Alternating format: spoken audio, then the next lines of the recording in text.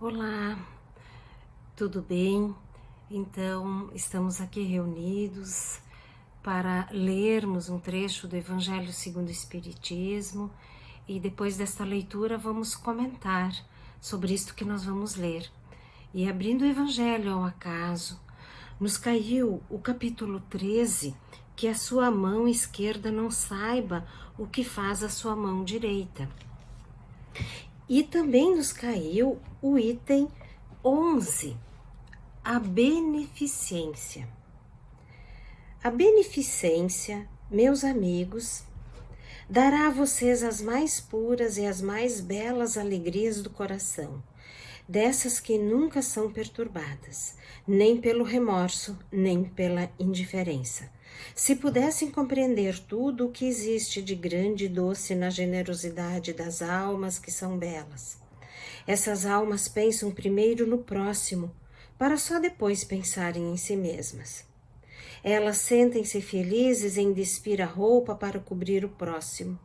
Se pudessem ter apenas a doce ocupação de fazer os outros felizes, que festas na terra poderiam ser comparadas à alegria de serem representantes da divindade, levando contentamento a essas pobres famílias que da vida só conhecem as dificuldades e as amarguras. Quando virem a face desses miseráveis com seus filhos pequenos, se iluminarem de esperança, pois há instantes não tinham pão e ouviam seus filhinhos gritando repetidamente a chorar estas palavras: estou com fome. Grito esse que penetrava como agudo punhal nos corações maternos. Aí então compreenderão como sentem-se felizes as pessoas que trazem alegria onde momentos atrás só existia desespero. Compreenderam agora quais são as obrigações para com seus irmãos? Vão de encontro ao infortúnio, vão em socorro principalmente das misérias ocultas, que são as mais dolorosas. Vão, meus bem-amados, e recordem as palavras do Salvador. Quando vestirem a um desses pequeninos, lembrem-se que é a mim que estarão vestindo. Caridade, palavra sublime que reúne todas as virtudes, sua tarefa é conduzir povos à felicidade. Quem praticá-la terá prazeres infinitos no futuro, e durante o período em que estiverem encarnados na terra, terão na caridade a consolação. Ela antecipará as alegrias que irão desfrutar mais tarde, quando estiverem todos reunidos junto ao Deus de amor. Foi a caridade, essa virtude divina, que me proporcionou os únicos momentos de alegria que tive na terra. Que os amigos encarnados me acreditem. É na caridade que devem procurar a paz do coração, o contentamento da alma, o remédio contra as aflições da vida. Quando estiverem a ponto de acusar a Deus, olhem para baixo e verão quantas misérias a aliviar, quantas crianças sem famílias, quantos velhos desamparados, sem uma mão amiga para fechar seus olhos na hora da morte. Quanto bem a ser feito! Não lamentem, pelo contrário, agradeçam a Deus, distribuam à vontade a sua simpatia, seu amor, seu dinheiro, a todos que, desprovidos dos bens terrenos, se enfraquecem no sofrimento e na solidão. Assim colherão aqui na terra muitas alegrias e mais tarde, somente Deus o sabe. Quem escreveu isso foi Adolfo, bispo de Alger, Bordeaux, 1861. Então, neste capítulo 13, que a sua mão esquerda não saiba o que faz a sua mão direita, nos fala sobre a caridade. Fala sobre a beneficência, daquilo que nós podemos doar e dar para todos aqueles que precisam, para todos aqueles que nós vamos encontrando no caminho e que demonstram que tem alguma necessidade e que nós podemos suprir esta necessidade de alguma forma. E aí, este trecho que nós lemos do Evangelho nos remete a parábola do bom samaritano, que todos nós conhecemos. Então havia um homem que, descendo de Jerusalém, se dirigia a Jericó, e no caminho encontrou um homem caído, um homem que foi assaltado, que foi agredido e que estava caído, desacordado. A parábola nos conta que primeiro passou um doutor da lei, muito bem vestido, olhando aquele irmão que estava caído, ensanguentado, ferido, que foi roubado, que foi agredido, olhou para suas vestes e pensou: não posso sujar a minha roupa, eu não vou acudir, não vou socorrer este irmão, porque eu vou me sujar. E seguiu o seu caminho. E assim, meus irmãos, quantas vezes nós olhamos uma situação e nós pensamos primeiro se o quanto isso vai interferir na nossa vida, o quanto isso vai roubar o nosso tempo, ou se nós vamos realmente sujar as nossas vestes, as nossas roupas. Passou então um sacerdote e que sabe fazer as mais belas preces e orações decoradas. Passando ali, já estava com pressa, estava atrasado para o seu compromisso. Olhou aquele irmão caído, ferido, e como não havia tempo para parar para socorrê-lo, olhou e também se foi atender o seu compromisso.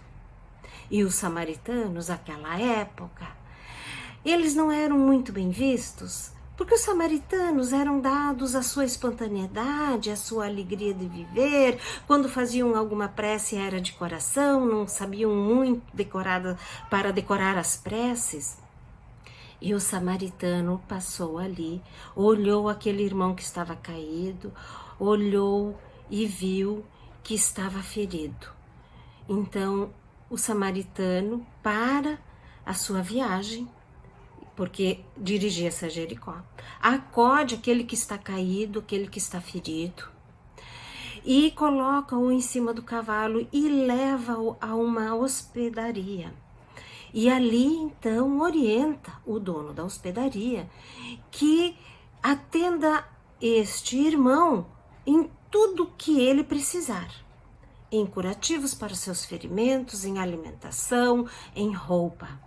E de retorno de Jericó para Jerusalém, ele passaria ali e se ainda ficasse devendo algum valor, ele o pagaria. O bom samaritano não perguntou o nome daquele irmão que estava caído, que estava ferido, não perguntou o que fazia na vida, não perguntou como, o quanto ele ganhava, que títulos ele tinha, nada, não perguntou absolutamente nada. Socorreu de coração a coração. Esta é a verdadeira caridade. Devemos dar e não olhar a quem, e jamais esperar alguma coisa em troca. Somos humanos, ainda somos imperfeitos, então quando nós ajudamos, quando nós alcançamos alguma coisa para o nosso irmão, nós sempre esperamos alguma coisa em troca. E quando este irmão, então, deixa de nos agradecer, nós nos sentimos injustiçados, né? Nem sequer me agradeceu. Nós nos sentimos assim, como se tivéssemos, ao fazer a caridade, tivéssemos que receber louros e glórias e aplausos. E a caridade não serve para isto. Então, quando nós falamos sobre caridade, quando nós falamos sobre a beneficência, quando nós falamos sobre alimentar aqueles que têm fome, agasalhar aqueles que têm frio, isto é a caridade. Isto é verdadeira caridade, meus irmãos. E hoje estamos envolvidos nesta problemática da pandemia, temos que ter muitos cuidados, e isso também é caridade. Precisamos usar as máscaras quando sairmos de casa para nos relacionarmos com as pessoas, precisamos ter todo o cuidado de higiene, porque isto é caridade para com o nosso próximo. E quando nós estamos dentro de casa, com a nossa família, o quanto de caridade nós podemos fazer? Então nós dentro de casa, nós ficamos pensando, mas que tipo de trabalho, que tipo de caridade podemos fazer dentro, naquele núcleo familiar com os nossos? E nós vamos lembrar que esta família que nós temos hoje é uma família que foi muito bem planejada na espiritualidade. São irmãos que não é a primeira vez que se encontram, que se reúnem e que se agrupam neste núcleo familiar. Então, nós sabemos que às vezes temos dificuldade de convívio com um familiar ou outro. Aí está a caridade da compreensão, a caridade da paciência, a caridade da tolerância, a caridade de ensinar aquilo que é bom, aquilo que faz bem para todos. A caridade também, nós sempre relacionamos com um trabalho mediúnico. Então, muitos pensam que fazer a caridade é ir a uma casa espírita, porque somos médiuns, precisamos de uma casa espírita para podermos ali canalizar esta energia, educar a nossa mediunidade num trabalho muito bem dirigido. Hoje, então, nós temos que ficar em casa com a nossa mediunidade. Nós não deixamos de ser médiuns porque estamos no meio de uma pandemia. Nós não deixamos de ser médiuns porque a nossa casa espírita momentaneamente está fechada. Continuamos sendo médiuns. E também chamo a atenção agora para este momento de atendermos e termos muita atenção sobre a nossa mediunidade. Nós não podemos nos deixar envolver por vibrações de desânimo, não podemos abrigar pensamentos de desânimo, de tristeza. Nós temos que ter a firmeza da fé, provar esta fé que nós já conseguimos entender, porque nós espíritas temos uma fé raciocinada. A doutrina espírita, ela é, meus irmãos, filosofia, porque ela nos faz pensar sobre tudo na vida. Da onde viemos, o que somos, o que estamos fazendo aqui, por que estamos reunidos agora nesse momento, por que estamos reencarnados nesse momento da pandemia, por que estamos neste planeta Terra. Filosofia nos faz pensar através das perguntas, dos questionamentos. Ela é ciência porque foi comprovado através do método da observação, a imortalidade da alma, a comunicabilidade entre os espíritos. Então é uma fé raciocinada porque ela entende, porque ela compreende estas questões. E ela é religião. Ela é religião porque ela nos religa a Deus. Então, mediunidade é uma condição inerente a todo ser humano. Todos nós temos em maior ou menor grau. Como fazer esta relação da mediunidade com a caridade? Bom, nós sempre pensávamos que ir à casa espírita, doando aquele tempo no trabalho mediúnico, ali estaríamos então praticando a caridade. Primeiro para conosco, né? Porque estamos ali educando a nossa mediunidade, colocando em prática aquela faculdade que nós pedimos para tê-la. Agora nós estamos dentro de casa, estamos com a nossa família, já sabemos que não é a primeira vez, que já somos velhos conhecidos. E a nossa mediunidade, ela deve ser muito bem cuidada. Não devemos abrigar pensamentos de desânimo, isso nós já sabemos. E a mediunidade tem uma condição que nós precisamos educá-la a ponto de ter o domínio sobre as nossas capacidades físicas, mentais e espirituais, em qualquer lugar. Nós não somos só médiuns dentro de uma casa espírita, nós somos médiuns aonde estivermos. Quem tem a mediunidade? Todo aquele que sente a presença de espíritos em maior ou menor grau, é, por assim dizer, médium. Então, todos nós temos a mediunidade em maior ou menor grau. Devemos cuidar desta mediunidade e nós podemos fazer esta caridade porque em casa, dentro da nossa casa, nós também vamos sentir e também vamos sentir esta intuição da mediunidade. Nós também vamos falar coisas através da nossa mediunidade. Então, que as nossas palavras que nós formos dizer dentro da nossa casa, através da mediunidade e da psicofonia, que nós não devemos abrir campo a nenhuma prática de mediunidade dentro da nossa casa. Mas como nós não deixamos de ser médiuns, poderão acontecer alguns fenômenos. E nós devemos ter o domínio sobre esta capacidade. Então, perguntar, o que é este pensamento? Este pensamento é meu? Este pensamento não é meu? E se tivermos que falar alguma coisa, que sejam palavras de oração, e que nós podemos falar em voz alta, em um bom tom, a orações, preces, para elevar a vibração do nosso planeta. Então este cuidado, esta caridade é para conosco, cuidando da nossa mediunidade e cuidando também deste ambiente familiar, porque todos nós já passamos por algumas experiências quando nós não estamos bem, todo o ambiente familiar parece também não ficar bem. Então vamos cuidar da nossa mediunidade e vamos sempre através da prece e da oração, que é um instrumento, o maior instrumento que nós temos para podermos ficar bem. Nós, enquanto estivemos todos esses anos, não é, usufruindo da casa espírita, dos templos, das igrejas, fomos plantas, meus irmãos. Fomos que nem aquela parábola que Jesus conta da figueira seca.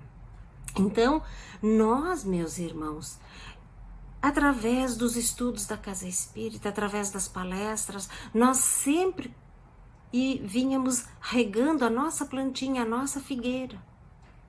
Vínhamos regando, quem ia à casa espírita todos os dias, 2, 3 vezes por semana, 1 vez por semana, regando essa plantinha, cuidando da sua mediunidade, com estudos, com palestras, com trabalhos, tantos trabalhos na casa espírita. Mas agora é o momento desta figueira, que foi alimentada, que foi regada todos estes anos. É chegado o momento desta figueira dar os frutos. Então os frutos, meus irmãos, serão dados dentro da nossa casa, junto da nossa família, com todas as virtudes do homem de bem, com toda a nossa mediunidade que nós temos. E assim, meus irmãos, nós vamos dar esses frutos da nossa mediunidade, esses frutos da figueira. Que a nossa figueira não seque jamais. Que possamos dar bons frutos aonde estivermos, com quem estivermos. Se moramos sozinhos, se moramos somente com mais um familiar, vamos dar os frutos da paciência, vamos dar os frutos da alegria de viver, da gratidão, vamos fazer orações pelo planeta, pelas crianças que passam fome, como nos diz a lição, pelos idosos abandonados. Queridos, há tanto trabalho para nós nesse instante, e o maior e mais importante trabalho é não deixar esta vibração cair para o desânimo, para a tristeza, para o desalento. Precisamos elevar esta vibração e segurar esta vibração com muita firmeza na faixa da fé, da esperança, na certeza de um porvir melhor. É assim que nós devemos nos comportar. São tantas coisas que nós gostaríamos de dizer sobre a caridade, sobre a beneficência. Sempre, tudo aquilo que nós pudermos dar, meus irmãos, vamos alcançar. Porque se há alguma coisa da qual nós não vamos nos arrepender, é de termos ajudado alguém, é de termos alcançado alguma coisa. Isto nos faz muito bem, isto enche a nossa alma de gratidão. Então, lembrando, não é, também de Paulo, quando falava sobre o amor. Ainda que eu falasse a língua dos homens e dos anjos, sem o amor, sem a caridade, nada serei. Ainda que eu profetizasse e soubesse do passado e do futuro, mas sem o amor, nada seria. Ainda que tivesse toda a riqueza do mundo e a distribuir-se a todos, mas se o meu sentimento não for de amor e de caridade, de nada disso me valeria. E nós, trabalhadores espíritas, seremos reconhecidos não pelo peso dos títulos e dos conhecimentos, não. Nós seremos reconhecidos pela vibração que vamos emitir dos nossos corações, porque só o amor é capaz de cobrir a multidão de pecados. Só o amor, meus irmãos, é capaz de nos abraçar enquanto espíritos imperfeitos que somos e nos reerguer e nos manter firmes neste momento em que estamos atravessando uma dificuldade que é uma dificuldade secular do século XXI, com certeza, é uma pandemia, mas nós vamos sair bem, meus irmãos, porque precisamos aprender a vibrar neste amor. Então cuidem, vamos cuidar da nossa mediunidade, tenhamos o domínio das nossas capacidades físicas, mentais e principalmente espirituais, o domínio, meus irmãos. E a mediunidade, ela só tem uma finalidade, a prática da caridade. É para isto que a nossa mediunidade serve. E se hoje estamos dentro de casa e não podemos alcançar alguma coisa de material, podemos emitir vibrações, preces, orações, porque estas preces, estas orações, este amor vai lá e alcança aquela pessoa que nós estamos dirigindo, vai alcançar o nosso planeta, vai alcançar as crianças, vai alcançar os idosos, vai proteger a nossa família. Então o nosso tempo, queridos irmãos, terminou. Muito obrigado, Pai amado, por este instante em que pudemos aqui ler um trecho do Evangelho segundo o Espiritismo, esta doutrina consoladora. Muito obrigada. Jesus, Mestre amado, esteja conosco hoje e sempre. Fiquem bem, meus irmãos, que assim seja.